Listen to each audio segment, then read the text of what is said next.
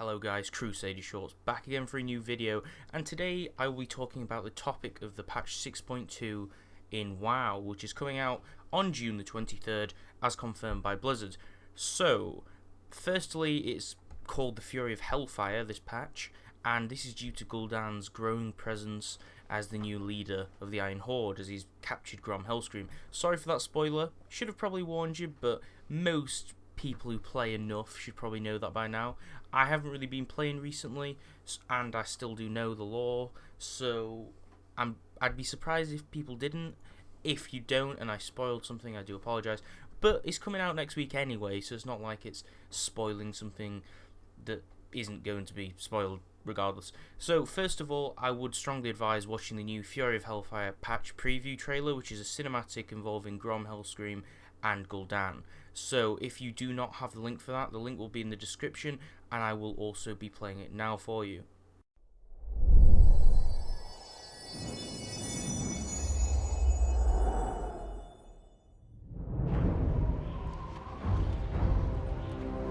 You were to be the first, Hellscream.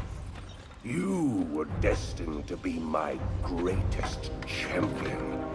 And instead, you chose this. You have no vision.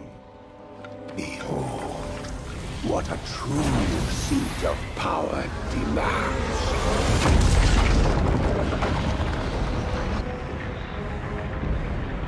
A citadel of hellish fire worthy of my masters. A monument to entomb the souls of all who would dare to defy us. They will defy you. I have seen their forces in battle. They are fearless. It does not matter what vile creatures you summon to the battle. They will persevere. Their resolve is unbreaking. They will come. They will fight. And they will wash their blades of your blood in victory.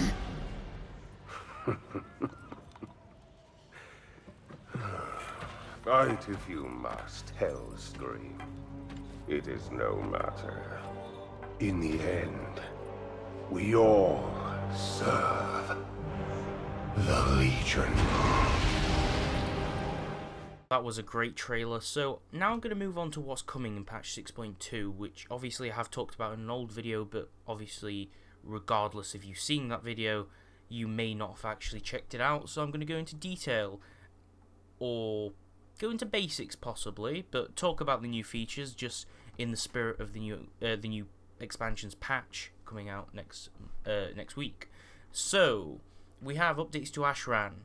New quests include Slay Them All, which is a weekly quest to rack up 200 honor kills for a reward of 200 conquest points. Ashran Dominance rewards 500 conquest points when you kill the enemy faction boss and win 5 events, which is also a weekly quest. Continue the Domination, which is a repeatable quest that unlocks after Ashran Dominance is completed. This will reward the player 500 conquest points when you kill the enemy faction boss and win 5 events. New area has been unlocked though, which is called the Ashran Excavation. Once you enter the excavation, you'll find yourself in a very large underground area. Similar to other parts of Ashran, a competitive event is randomly triggered in this area, and when the event begins, your goal is to collect Apex's Marks of Redemption by taking down the Arakoa ghosts that haunt the depths. Big boy of the patch, Hellfire Citadel. Okay, so this is the new raid. We have a few, various bosses. We have the Iron Reaver, which is based upon the schematics of Black Fuse, which were left behind and infused with fell power. So this is a sort of machine boss or construct boss.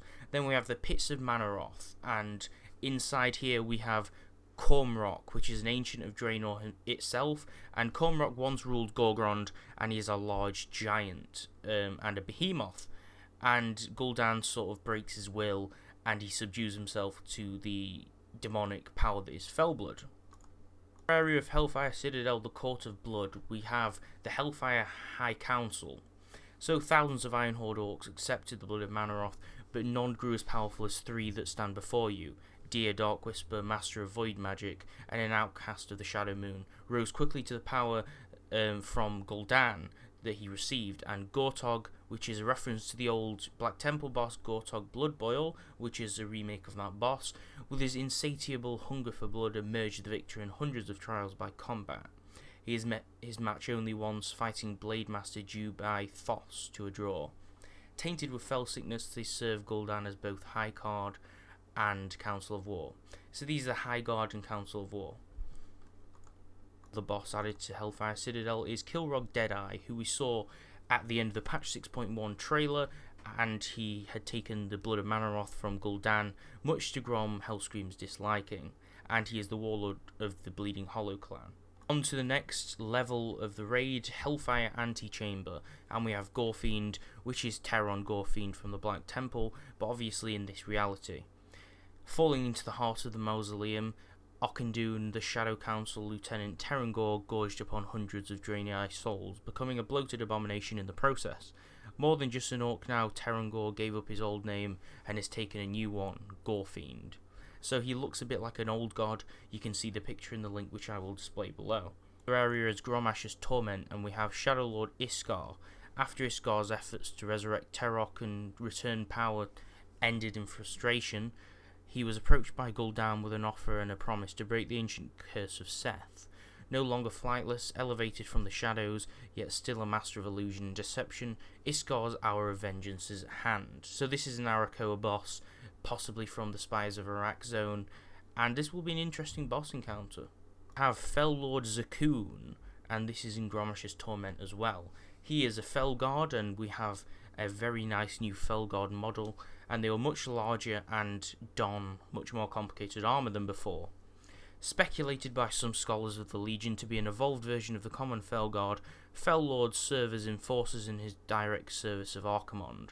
So these are Fel Lords rather than Fel Guards, although we do have a Fel Guard new model. Their cruelty is matched only by their brute force. Zakuun was set to a task that called upon both of these traits in equal measure, breaking the iron will of a stubborn and defiant orc chieftain of the Warsong clan. The next zone we have the Felborn Breach, and the boss is Zul'Harak, and this is a boss that Gul'dan summoned from the depths of the Twisting Nether, and he is one of the most powerful of the Void Revenants, which is obviously a race of parasitic void beings that tear holes through the planes of reality, consuming and absorbing the energies and beings within. Gul'dan's twisted Zul'Harak by feeding him overwhelming fel energy and using his powers to tear open the portals which he plans to rally the forces of the Burning Legion through.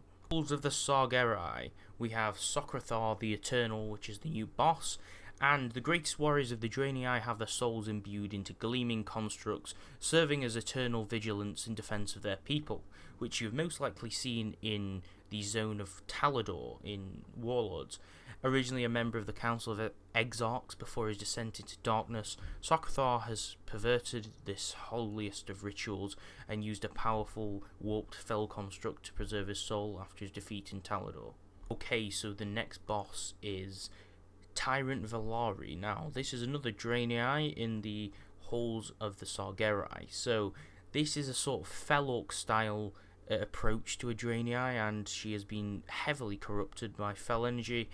And Valari had already made her ambitions clear and risen through the ranks with brutal ferocity. Known to her enemies as a tyrant, Valari was on the first to accept the fel touch from Gul'dan, further enhancing her combat prowess. Valari now bears a mockery of the holy symbol of the Naru, signifying her conviction to the New Order. So she's part of a New Order and she's a corrupted Draenei. Corruptors rise. We have Manaroth, who has come back from the dead, and Manaroth is of course Archimonde's most feared enforcer, and he's a pit lord, and he was felled by a blow from Gromash's axe in both the original timeline and the new one, and he's been resurrected, and his blood was used by Gul'dan to fuel the dark bargain with the Iron Horde and its allies. Gul'dan and his minions now seek to reanimate the shattered remains of Manaroth so that he may continue to serve the Legion. Okay, another zone is the Black Gate in the raid, and this is the final zone of the raid. So now we fight Archimonde once more in this reality.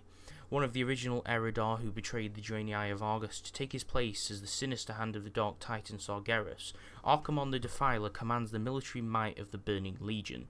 He arrives in Draenor, reaching across space and time to ensure that the invasion of Azeroth proceeds as planned, and that Gul'dan does not fail his Legion Masters.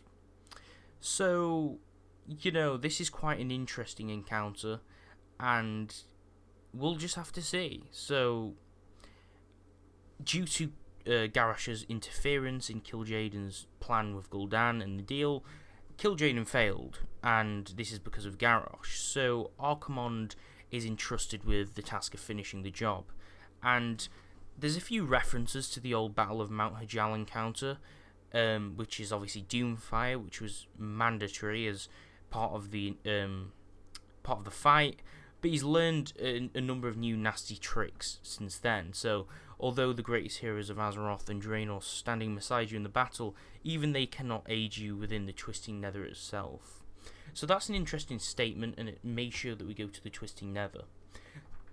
So all links are in the description. Thanks for watching the video. Please subscribe, like, and comment with your opinions. Tell me how I can improve my videos and what you'd like to see next time. Thanks for watching. Peace.